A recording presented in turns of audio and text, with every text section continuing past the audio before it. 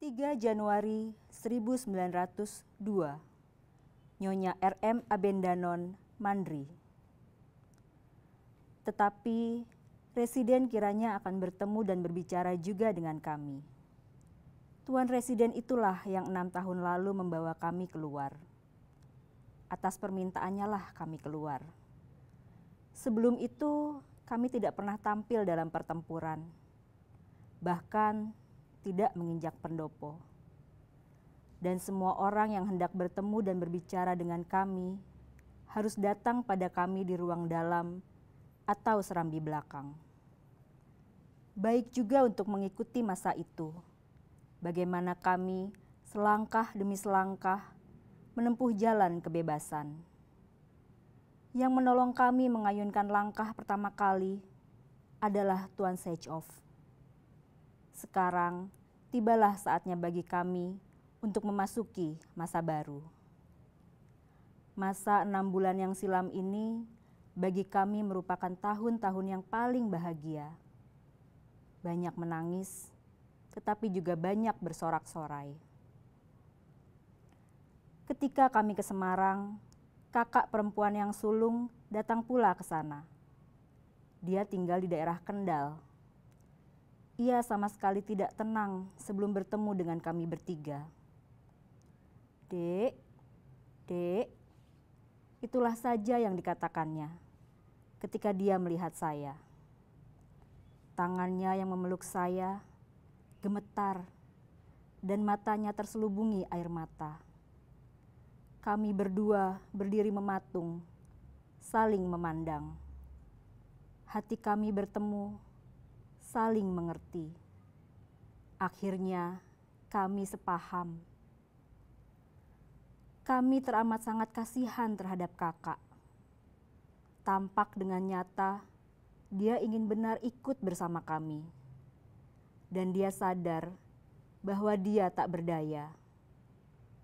Dan setelah bertahun-tahun, akhirnya kami mendapat simpati dan penghargaan daripadanya. Hal itu memberi kepuasan batin bagi kami dan kami bertambah berani pula. Mula-mula dia benci sekali akan segala sesuatu yang baru. Dia sungguh-sungguh kuno. Dan sekarang senang sekali melihat kekagumannya terhadap adik-adiknya. Jadi janganlah heran apabila kami sombong dan congkak. Sekarang dengan kekagumannya ia mengakui bahwa kami tidak jahat, bahwa apa yang kami lakukan itu tidak jelek. Sungguh suatu hal yang membesarkan hati kami. Tetapi dari segi lain, menyakitkan hati kami juga. Suaminya baik sekali. Belum lama berselang, baru saya belajar mengenalnya. Kami bertiga baru melihatnya beberapa kali saja dan berbicara dengannya sepatah dua patah kata. Hanya itu saja. Yang terakhir ketika kami bertemu dengan dia, kami berbicara cukup lama. Dan saya berpendapat bahwa kakak seumpama menarik hadiah dari lotre pernikahan. Suaminya menamatkan beberapa kelas di Hoger Burger School, lalu masuk ke pemerintahan dalam negeri. Sekarang ayahnya sudah meninggal. Semua saudaranya, laki-laki dan perempuan, belajar di sekolah Belanda. Seorang saudaranya yang laki-laki masih di HBS. Ia duduk di kelas 4 dan tahun ini harus naik ke kelas 5. Anak laki-laki cekatan. Saudara sepupunya, seorang bupati, memberi nasihat kepada ipar saya agar mengeluarkan adiknya dari sekolah. Dan ia akan berikhtiar mencari pekerjaan bagi anak itu. Berkali-kali saudara sepupu mengulangi nasihatnya. Tetapi ipar saya tidak mau tahu tentang hal itu. Apa? Dia disuruh keluar dari sekolah. Ya, lalu dijadikan juru tulis asisten wedana dengan gaji 15 atau 20 franken. Tidak, sama sekali tidak. Ia harus tamat HBS dan bekerja dalam urusan dagang atau pada dinas kereta api. Tidak, bagus sekali. Ia tidak memuja payung bergaris-garis emas dan kancing W. Bukankah pendirian ibunya baik sekali untuk menginginkan anaknya melanjutkan pelajaran, sedang di rumah masih ada seorang anak? Alangkah senangnya apabila kita mempunyai uang yang banyak. Kita bisa membuat orang lain bahagia sekali. Seandainya saya memiliki uang bertonton, akan saya kirim anak laki-laki itu ke Eropa untuk melanjutkan pelajaran. Saya juga kenal seorang anak perempuan yang belajar di sekolah biara di Semarang dan sekarang bertambah hari bertambah kurus. Kasihan, kasihan. Kehidupan masa lalunya amat berlainan. Sekarang, sebagai anak wedana, ia tidak pernah bertemu dan berbicara dengan siapapun, dan akhirnya merana.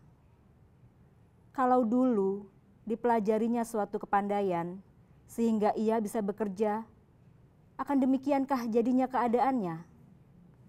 Orang-orang yang demikian itu haruslah diberi contoh, bahwa pekerjaan memuliakan, bahwa anak perempuan Bumi Putra tak perlu bergantung kepada keluarga, kalau dia sendiri tidak menghendakinya. Adakah yang lebih hina lagi selain bergantung kepada orang lain? Apabila sebelumnya ia mempelajari suatu kepandaian, maka sekarang ia sudah bebas dan berdiri sendiri. Dan nasib yang bagaimanakah yang menantinya kalau dia masih hidup? Tentulah dia harus menikah. Belum lama berselang, datang ke sini rombongan wayang orang.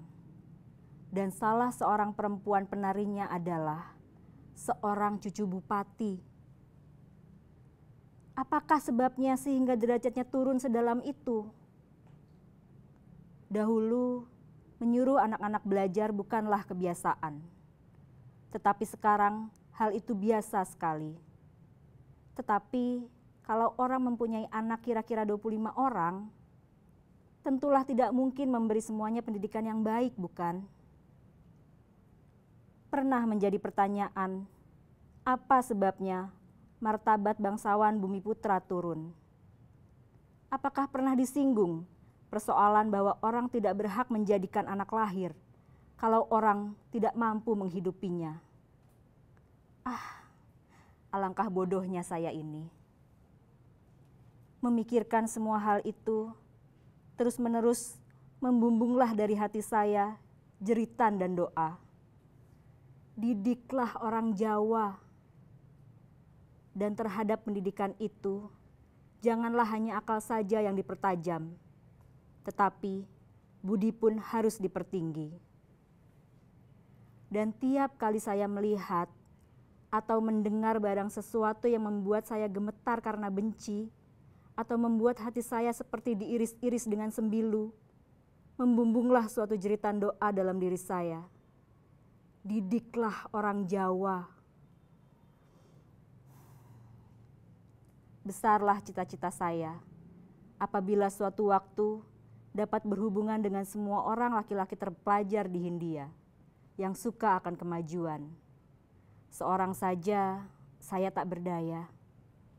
Tetapi kalau angkatan muda bersatu, dapatlah kiranya kami dengan kekuatan yang bersatu mewujudkan sesuatu yang baik. Semangat kami menyala-nyala apabila kami membaca karangan-karangan yang ditulis dengan baik sekali oleh saudara-saudara senegeri. Bagaimanakah kami dapat berhubungan dengan mereka? Sekarang sama sekali hampir tidak mungkin. Kami akan segera dicurigai. Persahabatan antara laki-laki dan perempuan, antara anak-anak muda kedua jenis kelamin, dipandang orang tak mungkin terjadi. Tetapi apabila kakak sudah kembali, barulah kami akan dapat melakukan hal itu.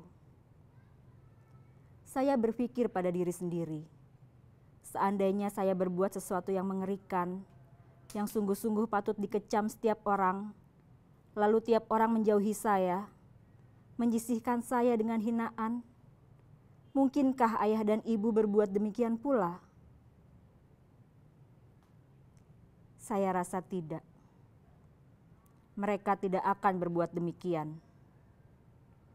saya tetap anak mereka. Saya tetap mendapat tempat dalam sanubari mereka. Walaupun saya telah berbuat yang paling tercela. Dan rasa haru bercampur kasih meliputi diri saya. Pada saat kami berada di dalam kamar, ketika sedang menjahit baju si kecil, ia tidak suka orang luar membuatkan bajunya. Kami harus mengerjakan semuanya sendiri. Pintu berulang kali dibuka dan ayah masuk untuk membelai-belai kepala yang durhaka ini. Tempat demikian banyaknya pikiran memberontak. 4 minggu lagi, adik sudah tidak di tengah-tengah kami lagi. Kamu berdua akan sangat merindukan saya. Saya tahu, katanya. Dalam segala hal, pernah selalu bertiga. Selalu bersatu, 3 orang, dan segera kami selamanya tidak akan dapat lupa.